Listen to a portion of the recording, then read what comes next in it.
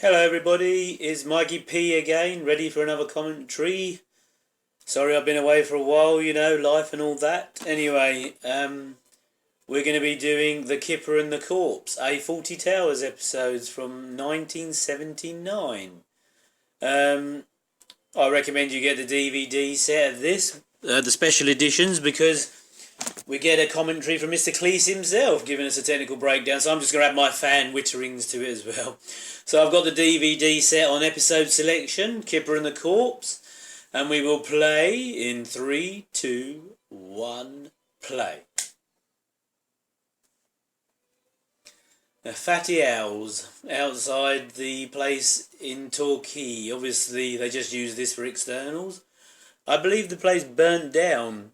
I don't know when, not so long ago, so you cannot go and visit it, so don't bother trying to find it. Written by John Cleese and Connie Booth, who was his wife at the time. Well, not at this time. They were husband and wife during the first season, and had divorced subsequently between the first and second season, so that was interesting, wasn't it? But they carried on, they liked each other apparently quite well, even though they'd divorced, so they could work together. It's a shame that marriages don't like work that anymore, isn't it? He's a little Shih Tzu. Do we think we had Shih Tzu because of the shit?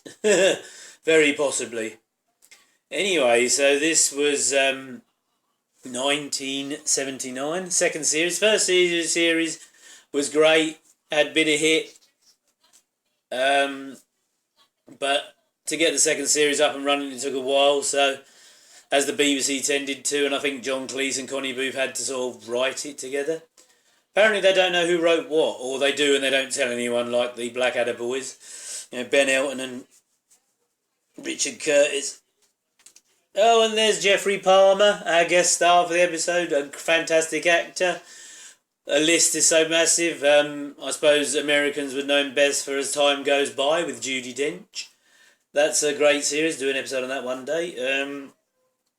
The Rise and Fall Reginald Perrin, he was in Tomorrow Never Dies, Bond film, Madness of King George, I think. He's just done so much work. Butterflies, he was the main male actor in that. Fantastic. Really good actor, great comic timing, playing with the doctor who loves his sausages. And I like a jumbo sausage myself, not like that, don't be dirty. And this redhead here, if you're interested in a second series of Only Fools and Horses, she was the barmaid. My favourite series of Only Fools and Horses, as you know, the second series, but she was the barmaid throughout that series. And if you catch up with my commentary on No Greater Love, you will see her there asking what's wrong with old Del Boy. Oh, the lover and the lover. Ooh, nice tartan type coat he's wearing there. Very 70s man. Looks like Barry Letts, Doctor Who producer. Oh, here he comes. Our corpse for the episode. There's going to be spoilers here, so if you're listening to this, watch the episode first. There's a good chap lady. Don't know why he's dressed up like a gangster, the guy in the middle there, but never mind.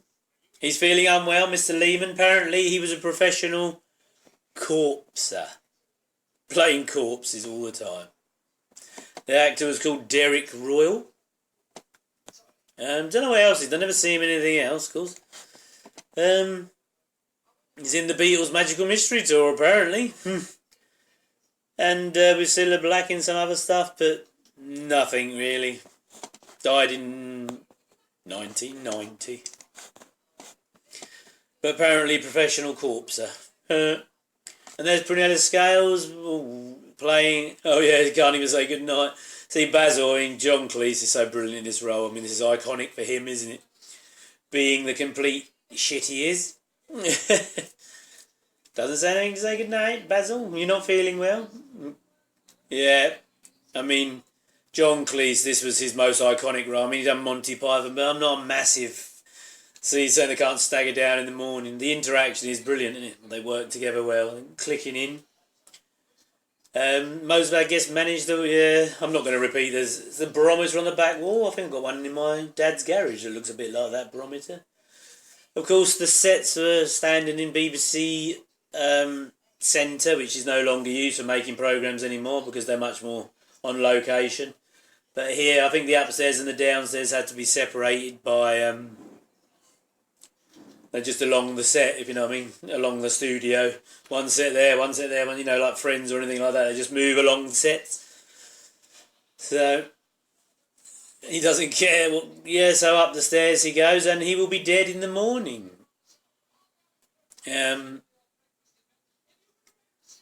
So yeah, this was made in 1979. I think it cost about £10,000 to make this episode, budget-wise. I don't know if that includes actors' fees. Very unlikely to, innit? But I'm sure the actors' fees were very small. I don't know what kind of royalty thing. Oh, there he is. He's going for his sausages. He wants some sausages, Dr. Price. Oh, and there's the old mad deer with her dog that she loves. And, of course, Manuel, played by Andrew Sachs, passed away not so recently, poor bugger. With Alzheimer's. I think he had dementia when he passed, which is a sad thing. The longevity of us human beings. I don't think the body's designed to last as long as it does these days, is it really? But hey, let's not get into that controversy. Oh, are these out of date? You see that Basil's got his tank top on so he can conceal the fish later. The kipper. Nice kipper. I mean, do you eat, sausages on their own? 3 jumbo sausages on their own. I don't know if a restaurant would actually... On the table, this is brilliant, this is clowning stuff. Bit of Jerry Lewis going on, you know. But this is the frustration we deal with. Even in the 70s it was like this, see. Now it's times 30, I think. It's 10 times worse because everyone today can't wait for anything. No patience in the world anymore, and in another 10 years I don't think you'll be able to get anything done without people kicking off and going mental straight away. You know? Of course he's going to bite you. See, they have to put the Calcutta. They have to put the dogs out the way. Connie Booth was a long face, but attractive enough in her day. If you watch one of the episodes with all the wedding party, is it? Where they all come round. She's wearing a very tight green top. You can see the boobies. Very nice. The topless afternoon teas, as Basil says. Cutting the eggs up. See, that there's mass confusion in... And you have to get your face or the hand near the dog so he can tempt to bite you. But yeah, this was all made on a pretty cheap budget back in the 70s. You can imagine, and they had, rehearsals for about a week, and then they'd do it in front of the audience, try and remember everything with the... and he's examining the fish. I don't know if that's a prop fish or a real fish. Of course, Terry the chef only came in the 2nd season. I don't know, did they have the kitchen in the 1st season? Can't remember. Oh yeah, they did have the kitchen in the 1st because they had the gourmet night and that. But they added the chef because I suppose they needed another dynamic to the core team, because the core team of the 1st series was Manuel, Polly, Basil and Sybil, with people coming in and out obviously. But for the 2nd season they added the chef. I think he did a lot of Cockney Wide Boys stuff. Nice breakfast there. I suppose it'd be alright, wouldn't you, these days, get a breakfast like that? He did! He did! I was watching... So I Married an Axe Murderer the other night, my son, and he was playing the dad, Mike Myers. It's a Mike Myers film, Wayne's World, Austin Powers. Bit of an obscure movie that he did. And he was he played his dad, the Scottish, precursor to Fat Bastard, and he was calling his son had a massive head, and he's got noggin, head, fat head, large head, plenty to eat.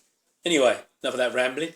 So we're going on about 70 strikes and things, because I think this is Labour government. Maybe the Tories had just got in 79, I can't remember. Obviously, I was only a younger chap at the time. A little laddie boy. Still available for dating, even though I'm older. Still mature and wonderful. Intelligent. Thank you. Drop me a word down in the comments and I will respond. Maybe, if you're nice looking. Because I'm just shallow, sorry. Anyway, up and down the stairs. I don't think those stairs go anywhere. It's like the Evil Dead 1, where they go down some stairs in the movie and there's nothing there. They're just going down a hole and they have to stop and come back. But the camera setup, I'm sure there's 3 cameras around here. There's a camera in there, probably a camera at the front. See, the audience, I don't know, would have been able to see this. It's around the back, so I assume there was a screen like in a cinema. No, has he gone invisible? I like this joke. I've used this myself a few times with ex-wives and that. But I'm not hard to get along with. It was their fault. The marriage has failed, not mine. So don't blame me. Thank you. Rubbing the... I think we're dubbing on the sound of the dog squealing. Dr. Price's sauces. A plate of sausage. I just don't think you'd have that. Would you in any hotel ever? Give you 3 jumbo sausages. Yeah.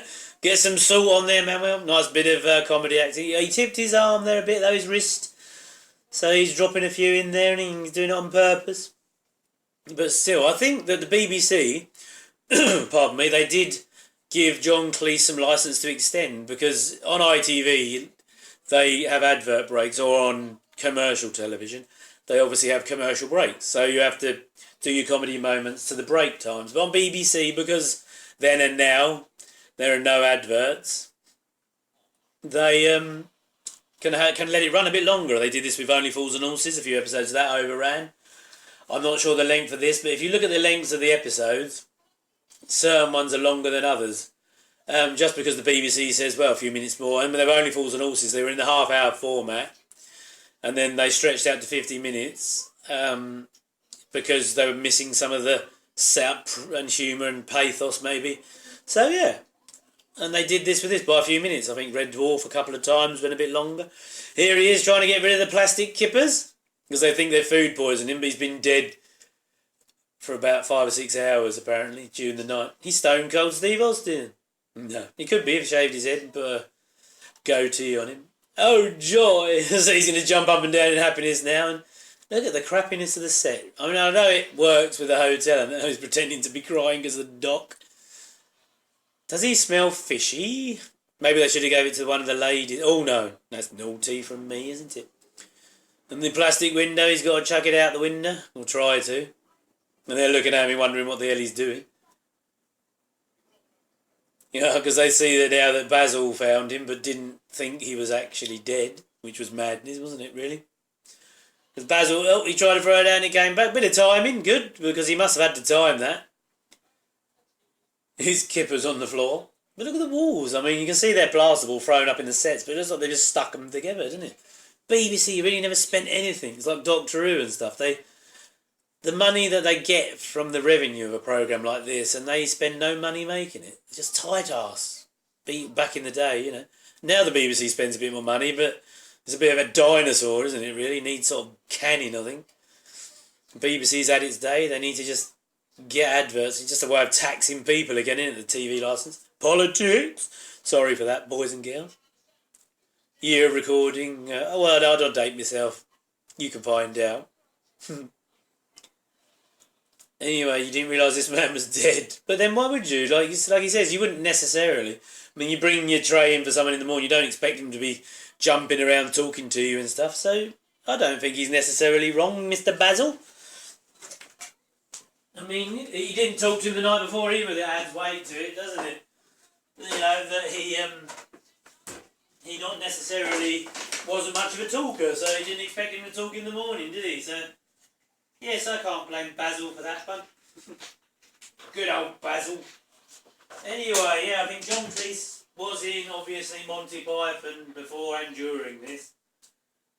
And I think they all stayed in a hotel with a guy, the Sinclairs was the name of the family I think they stayed with. Donald Sinclair was the owner of the hotel, which is, oddly enough, a little fact for you. If you like All Creatures Great and Small, they have a character in that called Siegfried Farnan, and he was based on a real-life vet called Donald Sinclair. So obviously Donald Sinclairs are eccentric chaps. Their name seems to relate like that, doesn't it?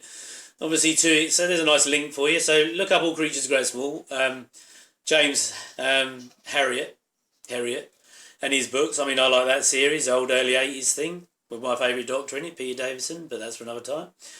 Anyway, oh yeah, he's phoning the coroner, got to divert. One of the guests, classic. I mean, that's English humour. See, I think this could be lost on Americans, because they're not really, they don't get the irony thing, do they?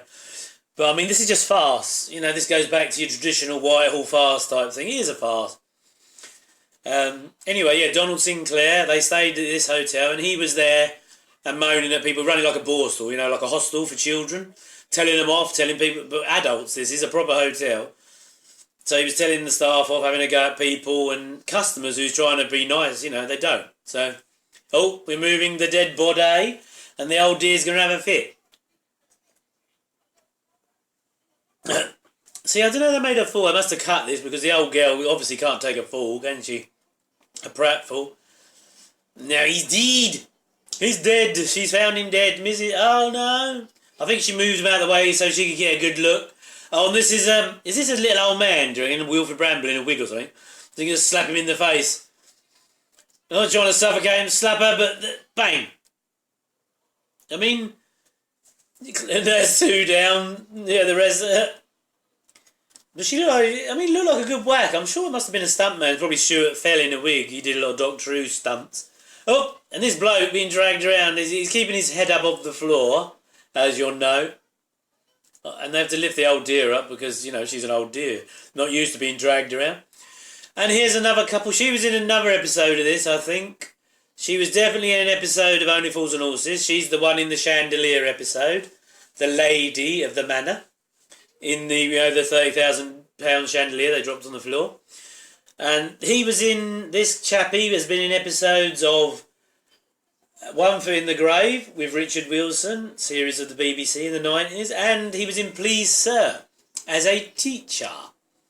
That was a Please Sir was an old English comedy with John Alderton, who was also James Herriot in one of the film versions of All Creatures. See how we go round and round? I'm linking all these things. Such a genius, aren't I? Give me a thumbs up down there. Subscribe. Love me. Anyway, he was in Please Sir. He was a teacher. There's a film of that you can get.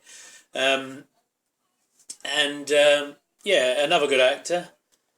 And this episode is based on a young hotelier told Basil about what's the worst thing that happens in hotels, and that's when people die in the hotels. And the bloke he spoke to was called Andrew Lehman, so they named the character who's dead Lehman after the guy who told Basil the story about, because he was looking for stories about hotels and what happens to fill up the 6 episodes of the second series. So he asked a hotelier, and this Andrew Lehman chappie told him about it. So in tribute to that, he named the dead guy Lehman. Nice to see him. Oh, yes. I wonder what the ratings were on this in 1979. It's got to be quite high. Let's have a look. See if we can find those informations for you. Got Google at our hands, aren't we?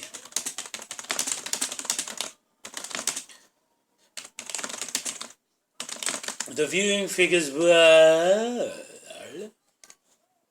If it comes up, then... I don't know, actually, I'm not sure. I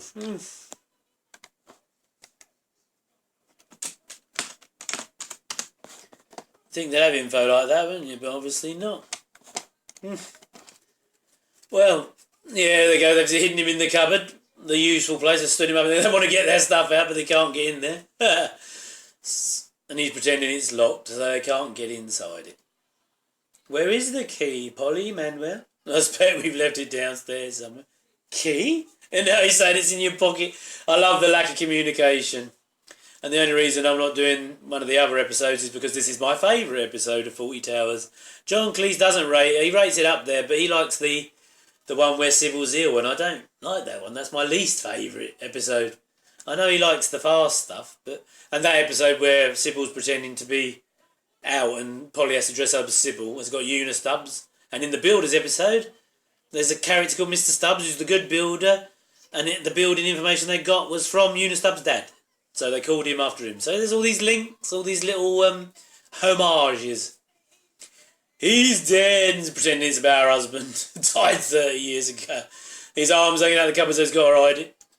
I mean, there's a lot of trust here, because this guy's playing dead, and he's got to be manhandled while they move stuff about and mess about. It's fantastic. Oh, here he does a bit of the old Spanish dance. Surprised he didn't go through the floor of the set, although that would be BBC Television Centre's ground. So I think this episode, cost 10,000 but the standing sets were 10,000. The whole episode itself was 35,000. I don't know how much. I think Basil, obviously, John Cleese and Connie Booth, obviously as writers, got royalties, but you think the players would have got a flat fee, and I'm guessing there would have been anywhere between £500 and £1,000 back then, because Peter Davison in his first year of Doctor Who got paid £950 an episode. So you can imagine how much guest artists were being paid, even in a comedy like this. Would have been ridiculous, wouldn't it? I will speak to him. Oh dear. Oh, they want to move into... So there's the old dial tones. No mobiles in 79, folks. And that's a backdrop in the back there, you see. It's a picture with a few bushes. See, the BBC, even though they spent some money, it wasn't a lot. Did a lot of things on the cheap, didn't they? God. 32 minutes, this episode. So, yeah, they did actually have some time on this one. They added a couple of minutes. Because the typical sitcom, if you're on commercial television, would be nowadays about 21 minutes because of the fucking hours of ads. But the BBC, about half an hour normally, but they let it run over, so they let it be longer.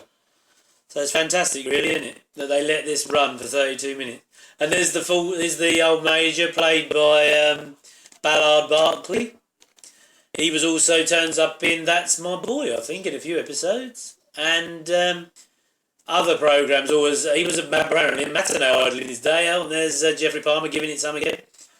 See, they've got the great English actors of the day in this. It's a shame old Leonard Rossiter didn't turn up in this, because he showed up in Steptoe and all that kind of thing. Oh, more sausages to cook. He's going to shut the door to keep the old out, because he doesn't want to know what she wants. What was his name? The Major, Ballard Berkeley. And when did he die? 1988. So yeah, the Major lasted a while. He made a lot of quota quickies in the 30s and 40s. But massive career. Massive career. Was in loads. BFG, did a voice in the David Jason version of the BFG. And that was released posthumously, so he died after they released it. He was in Are You Being Served? So he's done the Heidi High, so he's done a lot of and Sears and Smith, so he's done all the comedies. Oh, that's it, in Freshfield. He played Hester's father, the Julia Mackenzie and Anton Rogers farce. The sort of I Love Lucy of the modern day, with Julia Mackenzie doing her Lucy impression for England. Anyway, so they're going to crash. They had to do this out. See, there's no budget, so the car crashes, but it crashes out of camera. He's seriously ill. She doesn't give a monkeys about anything.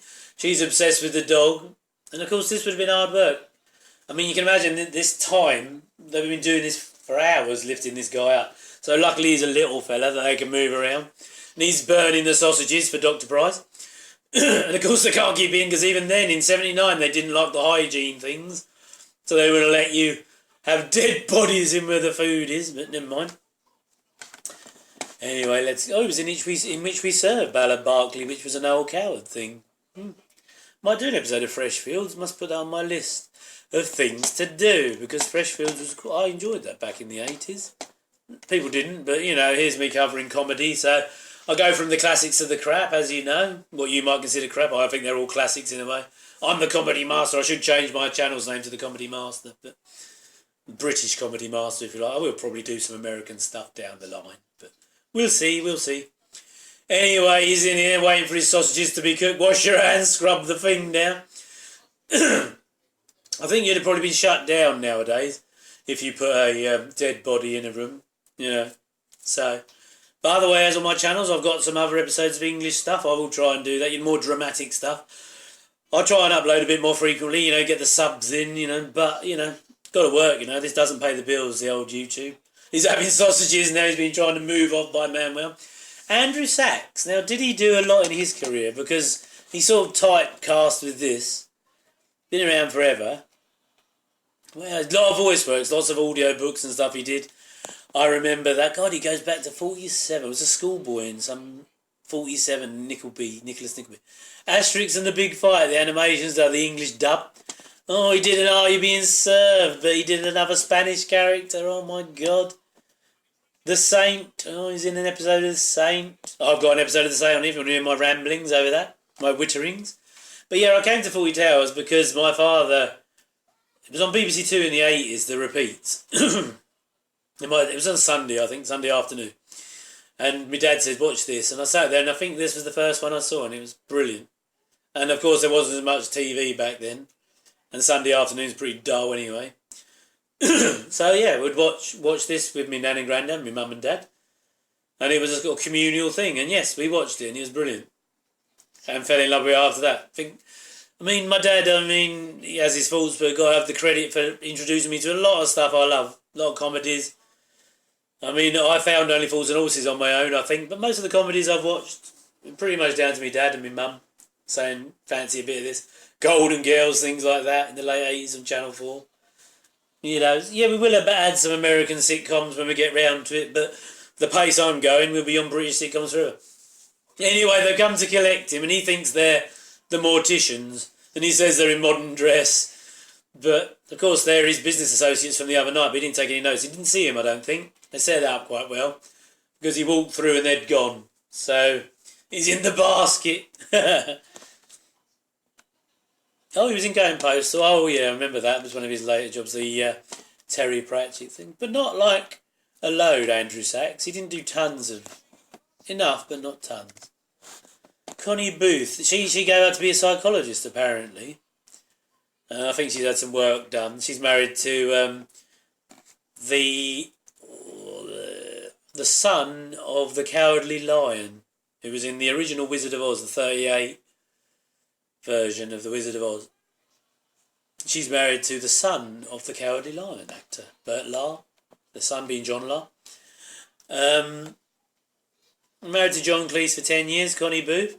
Apparently she did a lot of the structure and writing of the... stop it, he's doing his... Oh, and the sausages are burning again, Dr. Smoke Machines. They would have got that from the top of the pop sets, I suppose, from 79. I'm sorry to keep you. Oh dear. You sorted it out, he's in this one. See, they think that they're the morticians, but of course the dog didn't want his dead body in the kitchen. See, it's just fast. If you haven't seen Fawlty Towers, listen to my com. I'll advise you, I'll educate you. And go and get the 2 series on DVD, get the special editions. They've got the producers' commentaries and directors' commentaries are on there, on the normal disc, but they're boring. The John Cleese one's much more interesting. Because I'd say A Fish Called Wanda, the film that John Cleese made after these, and I tried to do commentaries on films, but I ran out of stuff to say. So I thought I'd get halfway through and then can't think of anything else to say, so that's why I tend to specialise in the short half-hour comedies. And I suppose people nowadays with the attention spans of a gnat can only watch this. But before he said the linen, brilliant wordplay. And that's how they've worked out, Linen Lehman. And the name was from a bloke so that he knew, so to make it Linen, really clever, They've done some excellent stuff there, haven't they? With the wordplay, even though the name was from someone he knew. Collect the Linen, brilliant little thing.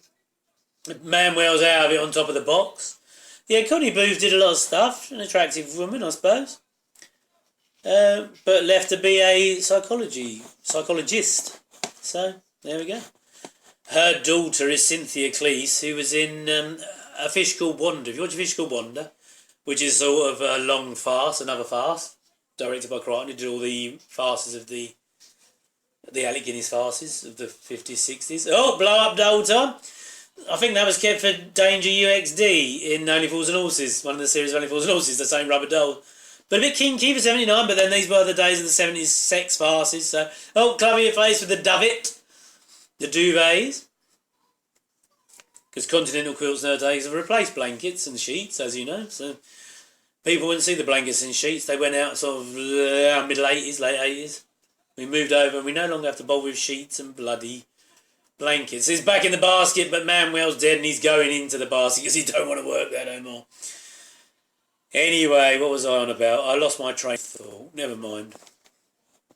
Brian Hall, the chef, he has passed, I'm afraid. He's dead. Died in 97, so a while back.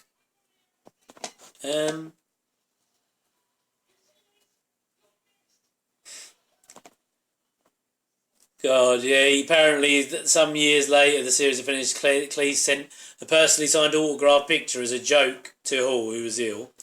And he said, send me a signed Rolls Royce instead. And then 3 days later, one arrived by mail.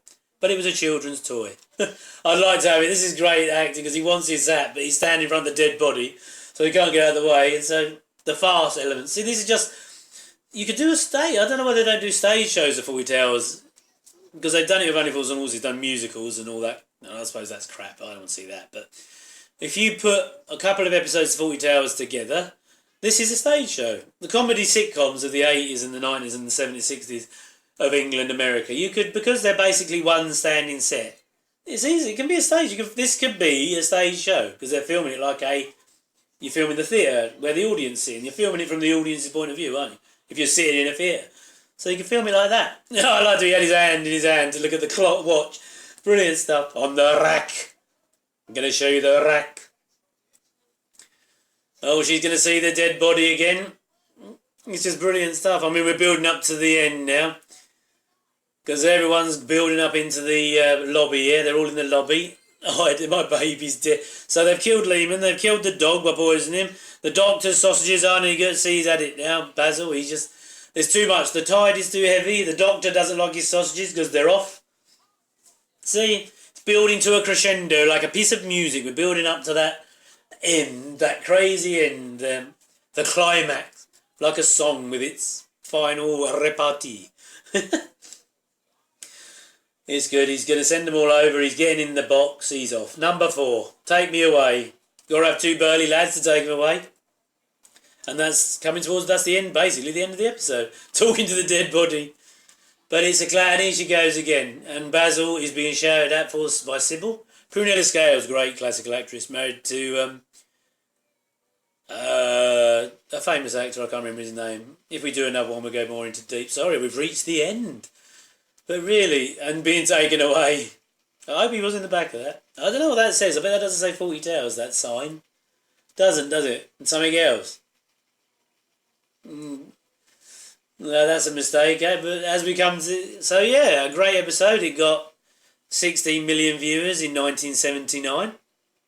The music was done by Dennis Wilson. Anyway, I hope you enjoyed the episode as we go through the final credits. I will be trying to upload a bit more. I always say this, I'm trying to, but trying to give you my insight into comedies and programmes of the... I just like the niche cult programmes of the, throughout time. I'll pick on stuff from here and there. But I hope you enjoyed the episode. I know I rambled a bit and we got into it, and those half hours go quick, but I know the attention span is short. So please like and subscribe. Leave me a comment, tell me what you think I should do next. And yeah, I'll see you all soon. Have a nice day, whatever you're doing. Many kisses. See you soon. Goodbye.